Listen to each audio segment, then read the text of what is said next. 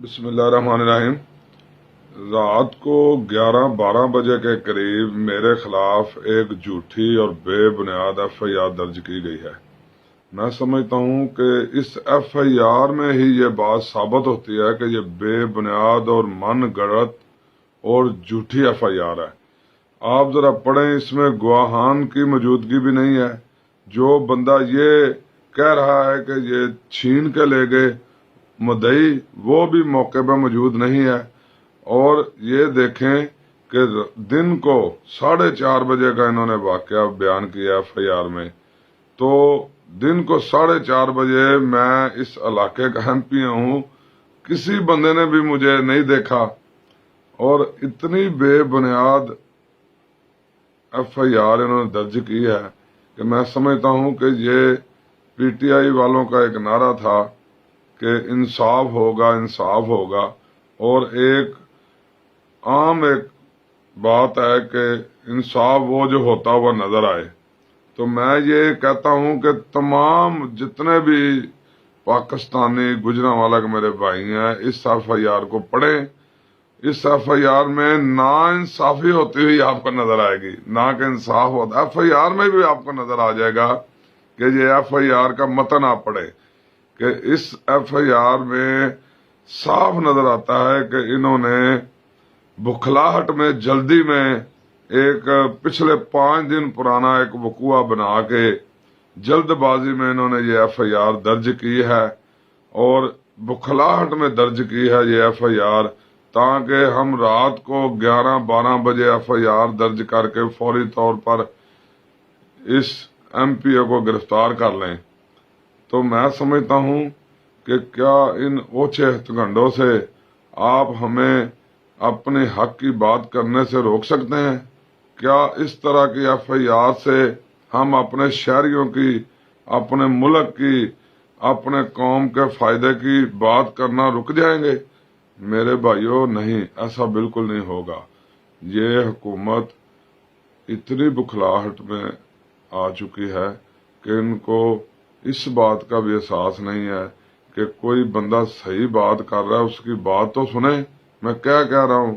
میں صرف یہی کہہ رہا ہوں کہ یہ جو آپ پودے لگا رہے ہیں، یہ پودے 3-3 4-4 فٹ کے فاصلے پہ لگا رہے ہیں، یہ سروائیو نہیں کریں گے۔ اور گرین بیلٹ، جو خوبصورت گرین بیلٹ ہے، وہاں نہ لگائیں۔ ان پودوں کو، ان درختوں کو اگر لگانا ہے اور وہاں لگائیں جہاں پر پودے موجود نہیں ہیں۔ اور گجرانوالہ میں بے شمار جگہ ایسی ہیں جہاں پر پودے نہیں ہیں، گرین بیلٹ نہیں ہے، وہاں لگائیں۔ میری بات کو انہوں نے ذاتی طور پہ کوئی مسئلہ بنا لیا ہے، تو میں یہ ان کو کہنا چاہتا ہوں کہ پی ایچ اے کے ایکٹ کے مطابق اگر نجائز طور پہ کوئی گرین بیلٹ کو خراب کرے تو اس کے اوپر ایف آئی آر درج ہوتی ہے۔ تو کیا آپ نے پورے گجرانوالہ کی پی ایچ اے کی جو ملکیت ہے، جو گرین بیلٹ ہے، اس کو خراب نہیں کر دیا؟ میں آپ تمام سننے والوں سے یہ درخواست کرتا ہوں کہ جتنے انہوں نے 3-3 4-4 فٹ پہ پودے لگائے ہیں، 3-4 دن سے چیک کریں ان کو انہوں نے پانی دیا ہے؟ تمام پودے سوکھ کے گر رہے ہیں، اور بلکہ جن بچوں سے انہوں نے پودے لگوائے ہیں، ہماری آئندہ والی نسل سے، ہمارے بچوں سے لگوائے ہیں، ان کو یہ بھی نہیں بتایا کہ پودوں کے جو نیچے جڑیں ہیں ان کے اوپر انہوں نے شاپر چڑھائے ہوئے تھے۔